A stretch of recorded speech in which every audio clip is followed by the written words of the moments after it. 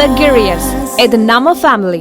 திருச்சி மக்களவை தொகுதிக்குட்பட்ட ஸ்ரீரங்கத்தில் மதிமுக வேட்பாளர் துரை வைகோவை ஆதரித்து மக்கள் நீதி மய்ய கட்சித் தலைவர் கமல்ஹாசன் பரப்புரை மேற்கொண்டு வருகிறார். நேரலையில் காணலாம். அப்படி அல்ல, விமர்சனத்துக்கு உட்பட்டவை எந்த அரசாக இருந்தாலும் அந்த விமர்சனத்தை ஏற்க வேண்டியதுதான் ஒரு அரசின் தன்மை.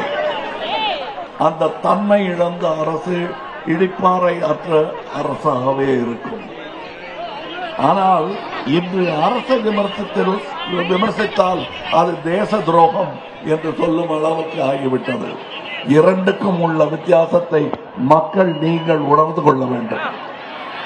இப்பொழுது நான் இங்கே வந்திருப்பது எதற்காக என்று சொல்கிறேன். நம்முடைய தேசத்தின் பன்முகத்தன்மையை காக்கும் ஒரு வேளை இது. அதையும் இந்த ஊரில் இருந்து அதை பேசுவது, பன்முகத்தன்மையை காத்த இடம் திருச்சியும் அதன் சுற்று வட்டாரங்களும். இங்கே சைவ, வைணவ, சமண, ஏன் இன்னும் சீக்கிய, இஸ்லாமியர் என்று பலரும் புழங்கி வாழ்ந்து ஒன்றாக தோளோடு தோள் உரசி வாழ்ந்த இடம். மொழி என்று பார்த்தால் தமிழ், தெலுங்கு, இந்தி, சௌராஷ்டிரம் என்று எல்லா மொழிகளையும் சந்தோஷமாக பேசிக் கொண்டிருக்கும் ஊர் இது.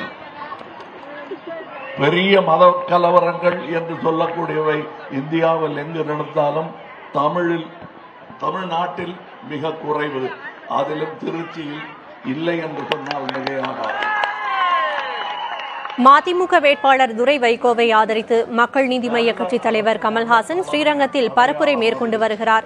இதனை செய்தி வடிவில் பின்னர் விரிவாக பார்க்கலாம் என்பதற்காக இங்கே வந்திருக்கிறேன்.